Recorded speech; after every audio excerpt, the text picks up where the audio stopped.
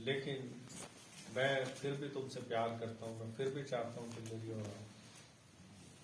इसलिए यहाँ पर वो कहता है, बड़ा खूबसूरत लगता है मुझे ये वचन। वो कहता है, अपने लिए धर्म का बीज बो, तब करुणा के अनुसार खेत काटने पाओगे। अपनी पड़ती भूमि को जोतो देखो, अभी यहोवा के पीछे हो लेने का समय है कि वह आए और तुम्हारे ऊपर उद्धार बरसाए। अपने लिए धर्म का बीज बो। परमेश्वर बड़ी अद्भुत रीति से लोगों को अपने लिए निकाल कर लाया था। बड़ी अद्भुत रीति से इन्हें अपनी प्रजा बनाया, इन्हें मल्टीप्लाई किया एक आदमी अब्राहम के द्वारा। ये सारे के सारे लोग आज लाखों की तादाद में थे, लेकिन सब कुछ देखने के बावजूद भी ये परमेश्वर के साथ ठीक से नहीं चलते थे। आज के समय में भी कुछ ऐसा ही है। लोग सब कुछ देखने के बाद, बड़े बड़े कामों को होने के बावजूद भी परमेश्वर के साथ ठीक से नहीं चलते। शुरुआत अच्छी करते हैं, जैसे पौलुस गलातियों की पुस्तक में लिखता है, गलातियों 3 अध्याय में, हे गलातियों, हे निर्बुद्धि गलातियों, किसने तुम्हारा मन मोह लिया? तुम्हारे सामने तो मानो यीशु मसीह जीवता क्रूस पर चढ़ाया गया। तुम अब आत्मा की रीति पर शुरू करके क्या शरीर की रीति पर शुरू करोगे, खत्म करोगे? वो गलातियों की पुस्तक में ताड़ना देता है कि आत्मा की रीति पर शुरू करके क्या आप शरीर पर खत्म करोगे? उसका मकसद ताड़ना देने का ये नहीं था कि ये लोग जो है नीचे दिखाए जाएं। उस ताड़ना का अक्सर जब आत्मिक ताड़नाएं होती हैं, इसको याद रखिएगा, आत्मिक ताड़ना का मतलब कभी भी आपको नीचा दिखाना नहीं होता है। तो समझिए, इस रहस्य को समझिए। आत्मिक ताड़ना का अर्थ जो है वो क्या है? आत्मिक ताड़ना का कारण क्या है? आत्मिक ताड़नाएं क्यों दी जाती हैं? आत्मिक ताड़नाएं इसलिए दी जाती हैं कि हम अपने गलत मार्गों से फिरकर परमेश्वर के साथ सही मार्ग में बोले, हम नाश ना हो, हम आशीषित हो। हालेलुया।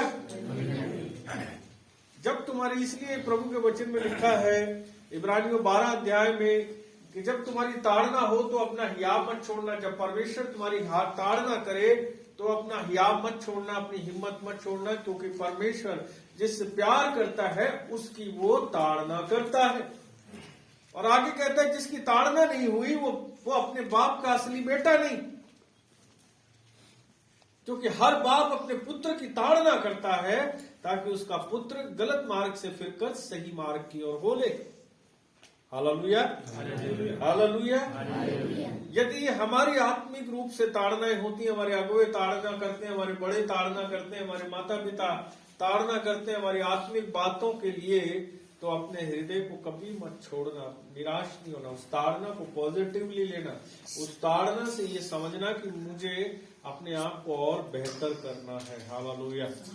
और भले हैं वो लोग जिनकी परमेश्वर ताड़ना करता है। मैं आपको बताऊं, परमेश्वर किसकी ताड़ना नहीं करता? जिसको वो छोड़ देता है। कहता है जा घूम जंगली सांड की तरह और नाच हो जा। लेकिन जिसको वो प्यार करता है वो बार बार ताड़ना करता है। परमेश्वर यहाँ पर इन लोगों को तरह तरह से समझाता है, होशे के जीवन से समझा रहा है। और अब परमेश्वर एक संदेश दे रहा है होशे के जीवन के द्वारा। वो कहता है, अपने लिए धर्म का बीज बो, यानी कि कुछ करो। धर्म का बीज बोने का मतलब क्या है? जो बोओगे वो काटोगे। आपको मालूम होगा ये बात, जो बोते हैं वो हम क्या करते हैं? काटते। नीम बोओगे तो आम पाओगे क्या? कांटे बोओगे गेहूं पाओगे क्या?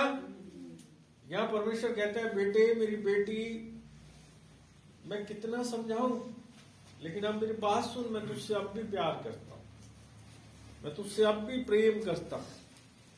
तो कहता है कि तू धर्म का बीज बो। क्या कहता है? धर्म का बीज कैसे बोया जाएगा? आप बताइए, धर्म का बीज बोने का अर्थ क्या है? क्या है धर्म का बीज बोने का? धर्म का बीज बोने का अर्थ है परमेश्वर के साथ सही मार्ग पे चलना। धर्म के बीज बोने का अर्थ है प्रार्थनाओं में प्रभु के साथ समय बिताना, आराधना करना, पापों से मन फिराना। जो हम झूठ बोलते थे वो झूठ बोलना बंद करके सच्चाई के मार्ग पे हो लेना। जो हम पापों में मन बिताया करते थे, उन पापों को छोड़कर परमेश्वर के साथ हो लेना। प्रभु के बेटे और बेटियों, धर्म का बीज बोने के लिए परमेश्वर कहता है, और जब धर्म का बीज बोते हैं तो कहता है जब तुम धर्म का बीज बोओगे तो तब करुणा के अनुसार खेत काटने पाओगे। हालेलुया। क्या करोगे? करुणा के अनुसार तुम क्या करोगे? खेत काटने पाओगे। और कहता है अपनी पड़ती भूमि को जोतो, जो भूमि पथरीली होगी उसको जोतो। हमारे हृदय की जो भूमि है वो पथरीली पाप के कारण होती है, व्यर्थ बातों के कारण होती है, ऐसी बातों के कारण होती है जो शारीरिक होती है, आत्मिक नहीं। झूठ बोलना क्या आत्मिक बात है? व्यभिचार क्या आत्मिक बात है? अंदर द्वेष रखना क्या आत्मिक बात है? जो छोटी छोटी बातों में रूठ जाना क्या आत्मिक बात है? धोखा देना क्या आत्मिक बात है? आलस क्या आत्मिक बात है? विद्रोह करना क्या आत्मिक बात है? गड़बड़ियां उत्पन्न करना क्या आत्मिक बात है? जलन रखना क्या आत्मिक बात है? ये कोई भी चीज आत्मिक नहीं है। हर एक पाप जो आपको समझ आता है, छोटे से बड़ा, हर एक चीज जो है वो आपके हृदय को कठोर करती चली जाती है। इसलिए परमेश्वर कहता है उसको जोतो, उसको खोलो, हल चलाओ उसके ऊपर। भूमि पर जब हल चलता है भूमि को मजा नहीं आता, चीरफाड़ होती है उसकी। परमेश्वर हमसे कहता है अपने हृदय की भूमि को जोतो, उसमें जो पत्थर रखे हैं, जो कंकड़ रखे हैं, जिनके कारण वो कठोर हो गई है, उसको जोतो, उसको उसके ऊपर हल चलाओ ताकि तुम फलवंत होने पाओ। वो कहता है देखो अभी यहोवा के पीछे हो लेने का समय है। बोलो देखो अभी यहोवा के पीछे हो लेने का समय है। देखो अभी यहोवा के पीछे हो लेने का समय है। देखो अभी यहोवा के पीछे हो लेने का समय है। प्रभु के लोगों, अभी परमेश्वर के पीछे हो लेने का परफेक्ट समय है। अपने जीवन में जो है हल चलाओ और धर्म का बीज बो ताकि करुणा तुम्हारे ऊपर होने पाए। अगर परमेश्वर की करुणा हट गई है, इसके पीछे परमेश्वर दोषी नहीं है। इसके पीछे हमें समझना है कि मेरे जीवन में हो क्या रहा। दो चीजें, समस्याएं दो वजहों से आती। एक, जब हमारी परीक्षा हो रही, जब हमें तपाया जा रहा है, हमें तैयार किया जा रहा है। दूसरा, हमारे पापों की वजह से। इसको कोई और डिसाइड नहीं कर सकता। इसको एक व्यक्ति जो स्थिति से गुजर रहा है वही बेटर डिसाइड करता है कि मैं परीक्षाओं से गुजर रहा हूं तो मैं क्यों गुजर रहा हूं। क्या परमेश्वर मुझे तपा रहा है या फिर मेरे अपने पापों की वजह से ये चीजें घट रही हैं। ये हर व्यक्ति अपने अंदर जानता है। इसको कोई भी डिसाइड नहीं कर सकता। मैं भी आपके लिए डिसाइड नहीं कर सकता, आपके माता पिता डिसाइड नहीं कर सकते, आपकी प्रिय पत्नी, आपका प्रिय पति डिसाइड नहीं कर सकता। आपको स्वयं मालूम होता है कि कारण क्या है। प्रभु के लोगों, बहुत बार मैंने देखा है लोग अच्छी शुरुआत जरूर करते हैं लेकिन वो अंत अच्छा नहीं करते। वो धीरे धीरे धीरे धीरे धीरे रास्ते से भटक जाते हैं। क्योंकि जितना आप वचन को गहराई से पाओगे, जितना उस पर आज्ञाकारी रहोगे, जितना उसको मानोगे, उतने आप प्रभावशाली और आशीषित रहोगे, उतने आप मजबूत रहते हो। इजरा के लिए कहा गया, इजरा 7वें अध्याय 9वें 10वें पद में, कि उस परमेश्वर की कृपा दृष्टि उस पर थी क्योंकि उसने परमेश्वर के वचन को सीखने, उस पर चलने और उसको सिखाने में मन लगाया।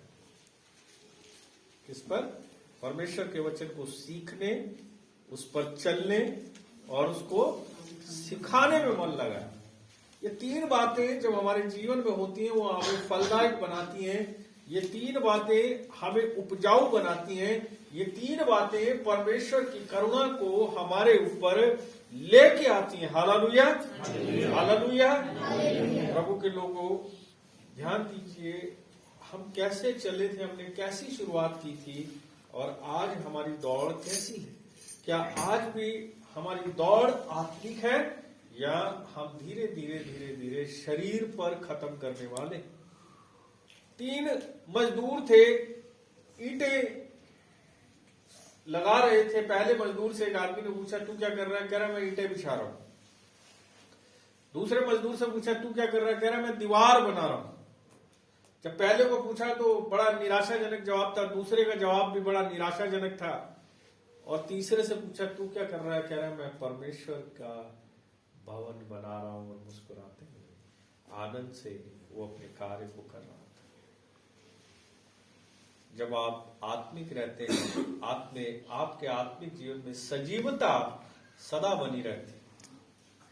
वो आत्मा जो है आपके अंदर एक आनंद को बना के रखता है, एक शांति को बना के रखता है जब आप आत्मिक होते हैं। लेकिन जब आप शरीर में काम करते हैं, आपका एटीट्यूड बदल जाता है, आप हर चीज को बोझ की तरह लेने लगते हैं, आपको आनंद नहीं आता कामों को करने में परमेश्वर के, ना प्रार्थना में, ना आराधना में, ना वचन पढ़ने में, ना ही और सेवा के किसी भाग में आपको आनंद नहीं आता है। आप धीरे धीरे अपने आनंद को खोने लगते हैं, क्योंकि आप आत्मिक होने की बजाय शारीरिक होते जा रहे हैं। जैसे गलातियों की पुस्तक में पौलुस कहता है, हे निर्बुद्धि गलातियों, इसने तुम्हारा मन मोह लिया, तुम्हारे सामने तो यीशु मसीह मानो सूली पर चढ़ाया गया था, और क्या तुम अब आत्मा की रीति पर शुरू करके शरीर की रीति पर खत्म करोगे? कदापि नहीं। प्रभु के लोगों, आज की सुबह ये समय है, परमेश्वर हमसे बहुत प्यार करता है। वो कभी नहीं चाहता कि हम शरीर पे खत्म करें। वो कभी नहीं चाहता कि हमारे हृदय की भूमि कठोर रहे। इतिहास गवाह है, परमेश्वर दयालु, अनुग्रहकारी परमेश्वर प्रेम करने वाला, परमेश्वर जो सोते बहाता है, परमेश्वर जो दया की खान है, परमेश्वर जो विलंब से क्रोध करता है, उसके लोग उसको ठीक से समझ नहीं पाए, और वो संसार में बहुत जल्दी बहक गए। बहुत सारे लोग संसार में चले गए। दूसरा इतिहास 15वां अध्याय पहले पद से लेके 7वें पद तक पढ़े।